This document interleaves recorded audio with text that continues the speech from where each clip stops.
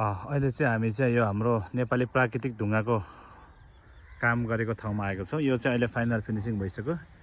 यो ठ्याक्क लोकेसनको हिसाबले भन्ने भने यो चाहिँ हाम्रो सुनाकोठी थेचो यो सरस्वती स्कुलदेखि अलिकति भित्र लगभग यो 500 मिटर भित्र एरियामा यो हामीले गत 6 महिना अगाडि चाहिँ हामीले यो काम सुरु गरेका थियौँ र यो सिद्धिनको लागि हामीलाई 2 महिना लाग्यो काम सिद्धिन मात्र। र हिजो अस्ति मात्र यसको फाइनल फिनिसिङ भएको। यो घरमा हामीले हेऱ्यौँ भने यो बाहिर बक्समा चाहिँ यो हाम्रो पोखरेली चक्लेटी ढुङ्गा, यो बिचमा बाघछापे, त्यसै गरिकन यो 3टा डिजाइन हेऱ्यो भने हामीले चाहिँ यो बाहिरको यो साइडमा डिजाइन हेर्न सक्छौँ।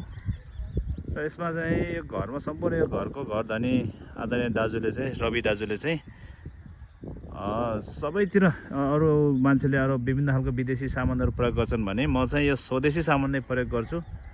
2 पैसा भए पनि मेरै देशमा मेरै चाहिँ भाइहरूले खाउन् भन्ने तरिकाले चाहिँ अब यसरी काम दिनुभयो। र यो काम गर्ने बेलामा हाम्रो चाहिँ यसमा लगभग 5 जना मान्छे लाग्यो होइन सर? 5 जना मान्छेलाई 2 महिनासम्म रेगुलर काम भयो। 5 जना मान्छेलाई 2 महिना रेगुलर काम हुनु भनेको लगभग 300 जनाले चाहिँ एक दिनको काम हुन्छ नि, यो 300 जनाको काम हुन्छ।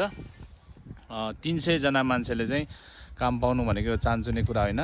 यो चाहिँ ढुङ्गाको केसमा मात्र भयो भने यो ढुङ्गा लिने बेला लैजाने बेला यो गाडीको चाहिँ अब स्टाफले खाने तलब भयो, त्यसै गरिकन यो ढुङ्गा खानीमा चाहिँ मजदुरहरूले खाने अब तलबहरू भयो, त्यो सबै हेऱ्यो भने यो चाहिँ हाम्रो स्वदेशमा स्वरोजगारको साथसाथै आर्थिक रूपमा पनि धेरैभन्दा धेरै राज्यलाई पनि धेरै सहुलियत र हामीलाई पनि गर्व लाग्छ। किनभने हामीले यसरी चाहिँ हाम्रो भाइहरूलाई यसरी काम दिएर उनीहरूले पनि 2-4 पैसा कमाउनु, अब महिनाको चाहिँ 20,000 40-50 हजारको लागि चाहिँ अर्काको देशमा खाडी मुलुकमा जानुभन्दा स्वदेशमा यसरी चाहिँ काम गरेर पैसा कमाउनु यो धेरै राम्रो देखेको छ। र यो बारेमा थप केही भनिदिनको लागि म हाम्रो आदरणीय मित्र शङ्कर प्रसाद दाहालज्यूलाई चाहिँ म केही अनुरोध गर्न चाहेँ। हजुर, अब यो खर्चिलो त्यति छैन, यसको लागि प्लास्टर गर्नु पर्दैन।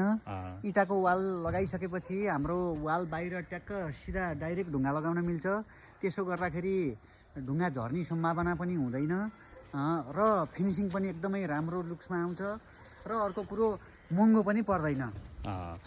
धेरैभन्दा धेरै मान्छेहरूलाई चाहिँ अब होइन आदरणीय ग्राहकहरूलाई चाहिँ के छ भन्दा अब हाम्रो ढुङ्गा लगाउने बेला चाहिँ अब धेरै महँगो पर्ला, मेरो बजेटले भ्याउँदैन कि भन्ने धेरै समस्या देखेको छ।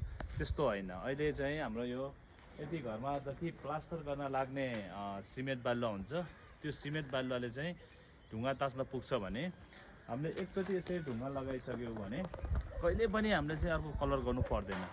यो घरको आयु जति हो त्यति नै समयसम्म चाहिँ यो ढुङ्गा रहिरहन्छ। त्यसले गर्दा एकचोटि लगाएपछि चाहिँ यो लाइफ टाइम हो। त्यसले गर्दा यसमा चाहिँ हिचकिचाउनु पर्ने अवस्थै छैन।